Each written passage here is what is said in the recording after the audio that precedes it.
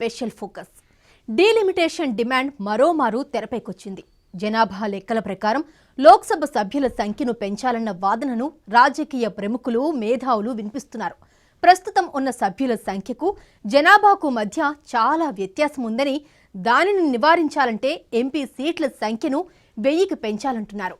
2026 వరకు ఫ్రీజ్ చేసిన డీలిమిటేషన్ను మోడీ సర్కార్ వెనక్కి తీసుకుని జనాభా ఆధారంగా ఎంపీ స్థానాలను పెంచుతుందా లేక కాలయాపన చేస్తుందా? సీట్లు, పాట్లు ఇంకెన్నాళ్ళు పడాల్సి ఉంటుంది? ఇదే అంశంపై ఇవాల్టి స్పెషల్ ఫోకస్.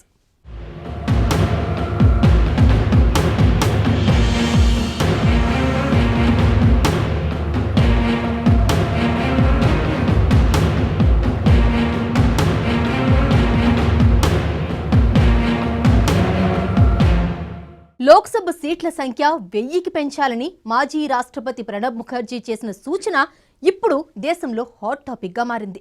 భారత్లోని జనాభాను పరిగణలోకి తీసుకుంటే పార్లమెంట్ ఉభయ సభల సభ్యుల సంఖ్య పెంచాలన్నారు. 125 కోట్ల జనాభాకు 543 సభ్యులు ప్రాతినిధ్యం వహించడం చాలా కష్టమన్నారు. రాజ్యాంగం సూచించిన ప్రకారం జనాభా లెక్కలను పరిగణలోకి వీలైనంత తొందరగా ఎంపీ సీట్లు పెంచాలన్న అభిప్రాయాన్ని వెల్లడించారు. దేశంలో లోక్సభ నియోజకవర్గాల సంఖ్య ప్రస్తుతం 543. 125 కోట్లకు పైనే ప్రస్తుత దేశ జనాభా. ఒక్కో ఎంపీ 15 నుంచి 20 లక్షల మందికి ప్రాతినిధ్యం. ప్రతి సభ్యుడు ఒక నియోజకవర్గానికి ప్రాతినిధ్యం వహిస్తాడు. 1962 వరకు 494 లోక్సభ స్థానాలుండేవి. 1967లో ఇవి 525కు పెరిగాయి. 1973లో 31వ రాజ్యాంగ సవరణ ద్వారా ఈ సంఖ్యను 545కు పెంచారు. 2001 వరకు ఈ సంఖ్యను మార్చకూడదని 1976లోనే 42వ రాజ్యాంగ సవరణ తెచ్చారు. 2026 వరకు ఈ సంఖ్య ఇలాగే ఉండాలని 2002లో 84వ రాజ్యాంగ సవరణ చేశారు. రాజ్యాంగంలోని 5వ భాగం 81, 82 అధికరణలో లోక్సభలో సభ్యుల సంఖ్య జనాభా ప్రకారం పెంచుకునే వెసులుబాటును కల్పించింది.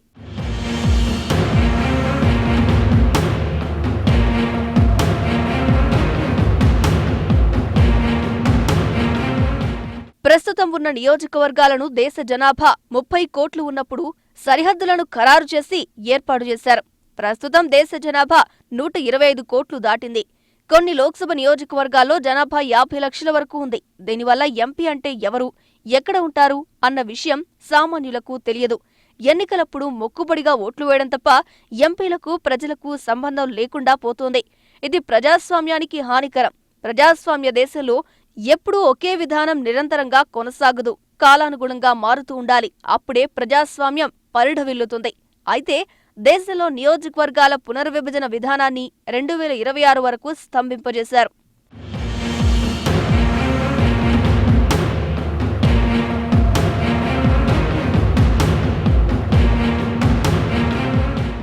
రాజ్యాంగంలోని 82వ అధికరణ ప్రకారం పార్లమెంట్ డీలిమిటేషన్ చట్టం చేస్తుంది. ప్రతి జనాభా గణన తరువాత ఈ పని జరుగుతుంది. దేశానికి స్వాతంత్ర్యం వచ్చిన తరువాత 4 సార్లు మాత్రమే డీలిమిటేషన్ కమిషన్లను ఏర్పాటు చేశారు. 1952, 1962, 1972, 2002 సంవత్సరాల్లో మాత్రమే డీలిమిటేషన్ కమిషన్ చట్టాలను ఏర్పాటు చేశారు. ప్రస్తుతం కేంద్రం ఇక ఏమాత్రం నిర్లక్ష్యం చేయకుండా 2026 వరకు ఆగకుండా పార్లమెంటు నియోజకవర్గాల సంఖ్యను పెంచాల్సిన అవసరం ఉంది.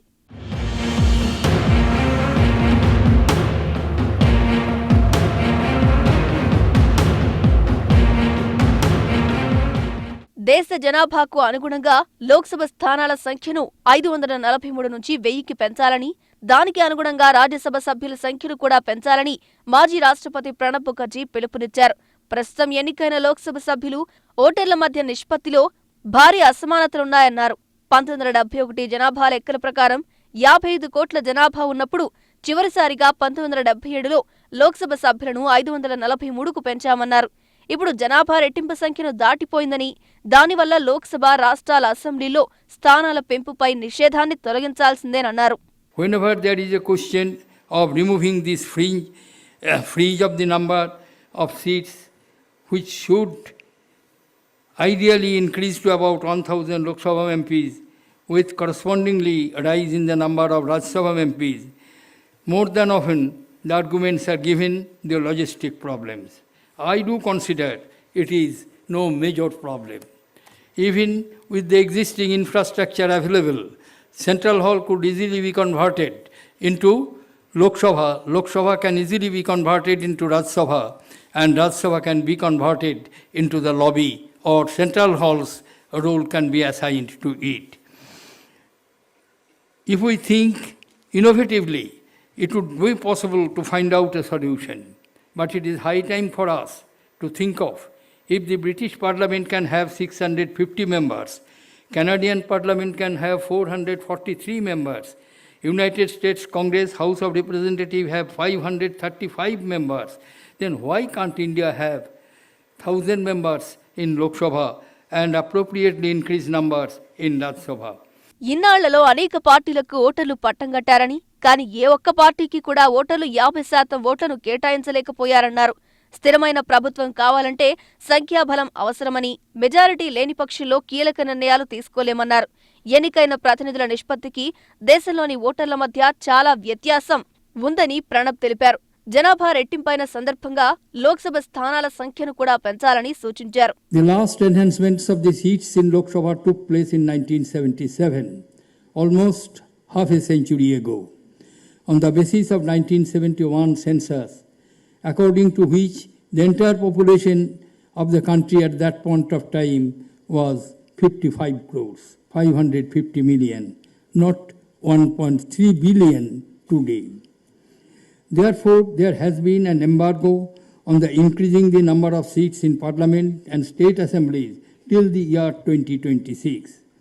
This has resulted in the fact that the number of voters per Lok Sabha constituency as per 2011 census has risen to more than 16 lakh. In the last general elections of 2019, approximately 90 crore voters were enrolled and were eligible for voting 543 members of the Lok Sabha. Nearly 2/3 of them exercised their voting rights. ఒక్కో సభ్యుడు ప్రాతినిధ్యం వహించే జనాభా సంఖ్యలో ప్రస్తుతం చాలా తేడా ఉందన్నారు. దీనివల్ల ఒక్కో లోక్సభ సభ్యుడు కొన్ని లక్షల జనాభాకు జవాబు చెప్పుకోవాల్సిన అవసరం ఉందన్నారు. ఒక్కో లోక్సభ సభ్యుడు 16 నుంచి 18 లక్షల మందికి ప్రాతినిధ్యం వహిస్తున్నాడని, వారందరికీ ఆయనొక్కడు ఎలా అందుబాటులో ఉండగలడని ప్రశ్నించారు. ఒక్కో ఎమ్మెల్యేను కలవడానికి కొన్ని రోజుల వరకు దర్శనం అవుతోందని, అలాంటప్పుడు పార్లమెంటు సభ్యులు కలవడానికి ఇంకా ఎన్ని రోజుల టైం వేచి చూడాలో ఊహించలేమన్నారు. With an average 16 to 18 lakh people having one representative in parliament, how can we expect the representative to be in touch with the electorate? There is a strong case for removing this fringe on the number of seats in the delimitation exercise.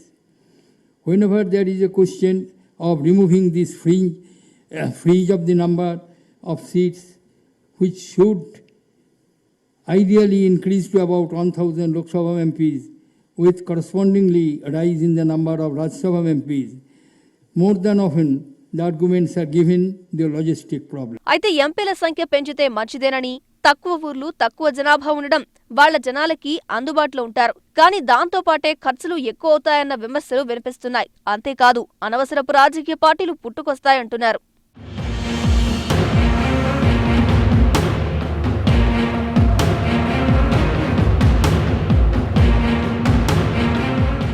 ప్రస్తుతం delimitation కోసం ఎదురు చూస్తున్న రాష్ట్రాల సంఖ్య కూడా ఎక్కువగానే ఉంది. స్థానిక పరిస్థితులను బట్టి, చట్టంలో పొందుపరిచిన నిబంధనలను బట్టి అక్కడి పార్టీలు అసెంబ్లీ సీటును పెంచాలంటూ డిమాండ్ చేస్తున్నాయి.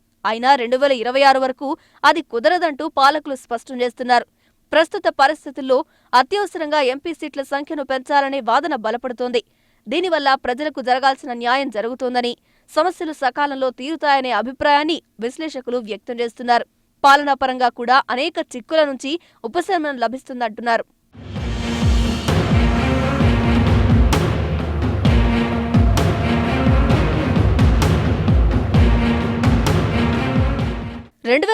నాటికి పార్లమెంటు సమావేశాలు నూతన భవనంలో నిర్వహించుకోనున్నామని లోక్సభ స్పీకర్ ఓం బిర్లా ఇటీవలే తెలిపారు. 2022 నాటికి కొత్త భవనం సిద్ధమయ్యేలా అవసరమైన చర్యలు తీసుకుంటున్నట్లు వివరించారు. కొత్త భవనం అత్యాధునిక హంగులు, సాంకేతిక పరిజ్ఞానంతో అందుబాటులోకి రానుందన్నారు. ఈ నేపథ్యంలో సభ్యుల సంఖ్యను కూడా 1000కి పెంచి వారికి తగిన విధంగా కొత్త భవనంలో చోటు కల్పించాలనే ప్రతిపాదన కూడా వినిపిస్తోంది.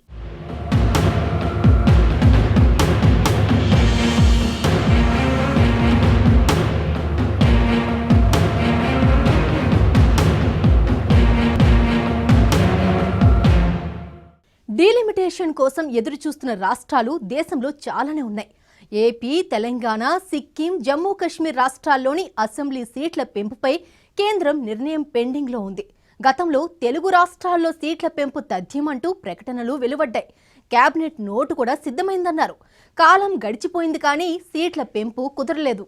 రాష్ట్ర విభజన తర్వాత 2 రాష్ట్రాల్లో సీట్ల సంఖ్యను పెంచాలని ఆంధ్రప్రదేశ్ పునర్విభజన చట్టంలోనే పేర్కొన్నారు. తెలంగాణలో 119 నుంచి 153కి, ఆంధ్రప్రదేశ్లో 175 నుంచి 225 స్థానాలకు అసెంబ్లీ సీట్లను పెంచాల్సిందిగా విభజన చట్టం చెబుతోంది.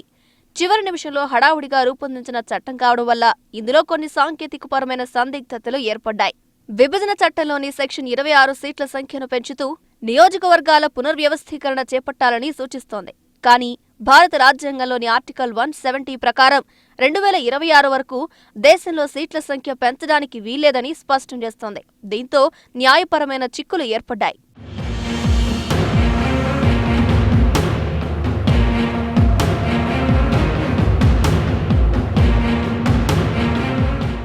విభజన చట్టంలో పేర్కొన్న ప్రకారం సీట్ల సంఖ్యను పెంచాలని అటు తెలుగుదేశం, ఇటు టీఆర్ఎస్ పార్టీలు కేంద్రంపై ఒత్తిడి పెంచాయి.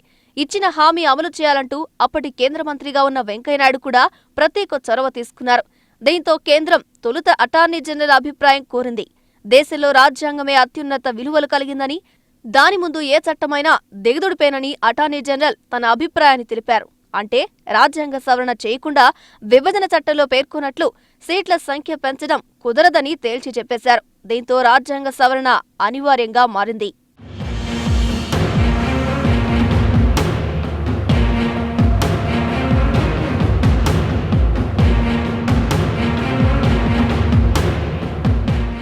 రాజ్యాంగ సవరణ అవసరం లేకుండా విభజన చట్టంలోనే స్వల్ప సవరణ చేసి సీట్ల సంఖ్యను పెంచవచ్చని కొందరు సూచించారు. విభజన చట్టంలోని సెక్షన్ 26లో నాట్ విత్ స్టాండింగ్ అన్న పదం చేర్చడం ద్వారా రాజ్యాంగ సవరణతో సంబంధం లేకుండా సీట్ల సంఖ్య పెంచవచ్చని చెప్పారు.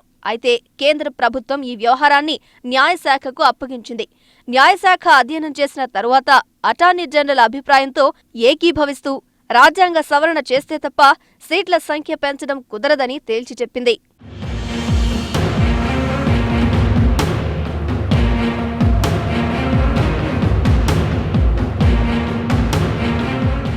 సీట్ల సంఖ్య పెంపు వల్ల సామాన్యులకు ఒరిగేదేమీ లేదు. రాష్ట్ర ఖజానాపై మరింత అదనపు భారం తప్ప అన్న వాదన లేకపోలేదు. ఎందుకంటే ఒక్కో ఎమ్మెల్యేపై రాష్ట్ర ప్రభుత్వం సగటున చేసే ఖర్చు అంతా ఇంత ఏమీ కాదు. జీతభత్యాలు, అలవెన్స్లు అన్నీ కలిపి ఏడాదికి కోట్ల రూపాయల్లోనే ఉంటాయి. పరిపాలన వికేంద్రీకరణ జరిగి మెరుగైన ప్రభుత్వ సేవలు అందుతాయని రాజకీయ పార్టీలు చెప్పొచ్చు. కానీ ప్రజలకు అత్యవసరంగా పరిష్కరించాల్సిన సమస్యేమీ కాదు. ఇక రాజకీయ పార్టీల పరంగా చూసుకున్నా అన్ని పార్టీలకు లాభదాయకంగానే కనిపిస్తుంది. కాకపోతే తక్షణ లాభం మాత్రం తెలుగు రాష్ట్రాల్లో అధికార పార్టీలకు మాత్రమే ప్రయోజనం కలుగుతుంది.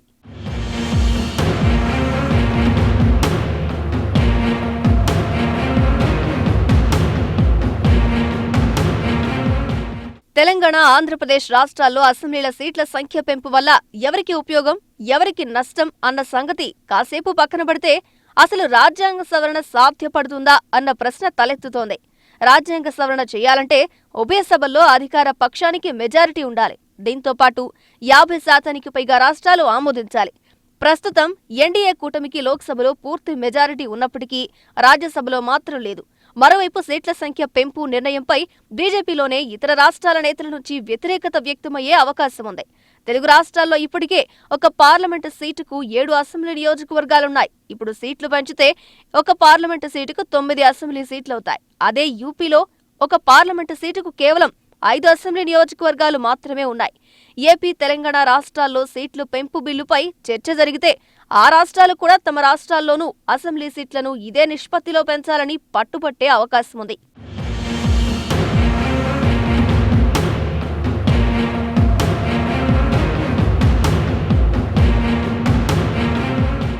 జమ్మూ కశ్మీర్లో ఆర్టికల్ 370 రద్దు మూలంగా జమ్మూ కశ్మీర్తో పాటు సిక్కిం, ఆంధ్రప్రదేశ్ పునర్విభజన బిల్లులో పేర్కొన్న ఆంధ్రప్రదేశ్, తెలంగాణ రాష్ట్రాల శాసనసభ నియోజకవర్గాల సంఖ్య పెంచాల్సి ఉందని, నియోజకవర్గాల పునర్విభజన ప్రక్రియకు సమాయత్తం కావాలని నిర్ణయించినట్టు సమాచారం. కేంద్ర హోంమంత్రిత్వ శాఖ నుంచి ఆదేశాలు వెలువడగానే డీలిమిటేషన్ ప్రక్రియతో భౌగోళిక విభజనలు, అసెంబ్లీ సెగ్మెంట్ సంఖ్యను పెంచడం లాంటి ప్రక్రియలకు అధికార యంత్రాంగాలు సిద్ధమైనట్టు తెలిసింది. తెలుగు రాష్ట్రాల్లో అసెంబ్లీ సెగ్మెంట్ల సంఖ్యను పెంచేందుకు పునర్విభజన బిల్లులోనే రాష్ట్రపతి ఆమోదం లభించడంతో కేంద్ర హోంమంత్రిత్వ శాఖ ఏ క్షణంలోనైనా డీలిమిటేషన్ ప్రక్రియ ప్రారంభించవచ్చనే అభిప్రాయాన్ని వివిధ పార్టీల నేతలు వ్యక్తం చేస్తున్నారు.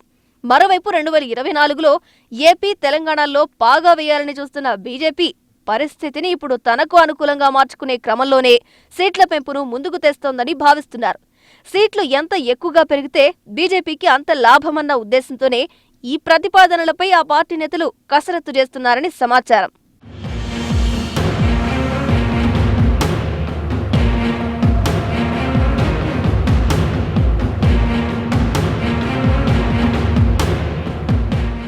జనాభా ఆధారంగా లోక్సభ సీట్లను పెంచితే దక్షిణాది రాష్ట్రాలకు తీరని నష్టం వాటిల్లే అవకాశాలున్నాయన్న వాదన వినిపిస్తోంది. ప్రస్తుతం 543 లోక్సభ నియోజకవర్గాలున్నాయి. 1971 జనాభా ప్రాతిపదికగా రాష్ట్రాలకు లోక్సభ సీట్లు కేటాయించారు. 2002లో చివరిసారిగా నియోజకవర్గాల పునర్విభజన జరిగింది.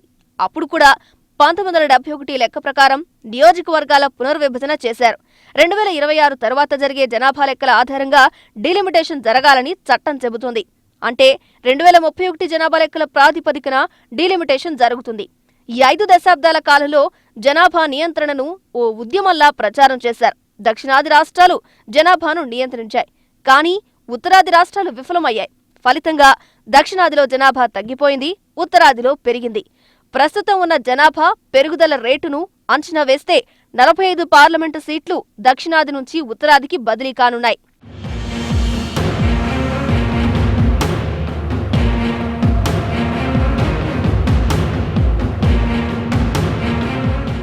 దక్షిణాది రాష్ట్రాల్లో లోక్సభలో ఇప్పుడున్న సీట్లు 129 అయితే 2026 పునర్విభజన తరువాత దక్షిణాదికి 84 సీట్లే ఉండబోతున్నాయి. నిజానికి జనాభాను తగ్గిస్తే ప్రోత్సాహకాలు ఇవ్వాలని, కానీ ప్రస్తుతం దక్షిణాదిని కేంద్రం శిక్షిస్తోంది. దక్షిణాది రాష్ట్రాల అభ్యంతరాలను లెక్క చేయకుండా 15వ ఆర్థిక సంఘం నిధుల పంపిణీకి తాజా జనాభానే ప్రాతిపదికగా చేసుకున్న కేంద్ర ప్రభుత్వం రేపు 2026 తర్వాత జరిగే నియోజకవర్గాల పునర్విభజనకు అప్పటి జనాభానే ప్రాతిపదికగా తీసుకోవాలనే పట్టుదలతో ఉంది. నిధుల విషయంలోనే కాదు, రాజకీయంగానే దక్షిణాదిని దెబ్బకొట్టే అవకాశం కనిపిస్తోంది.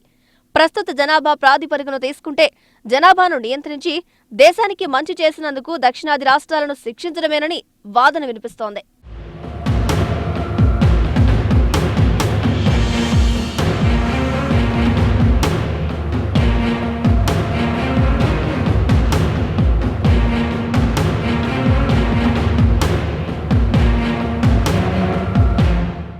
ఇది వాటి స్పెషల్ ఫోకస్. మరో ఫోకస్లో మళ్ళీ కలుద్దాం.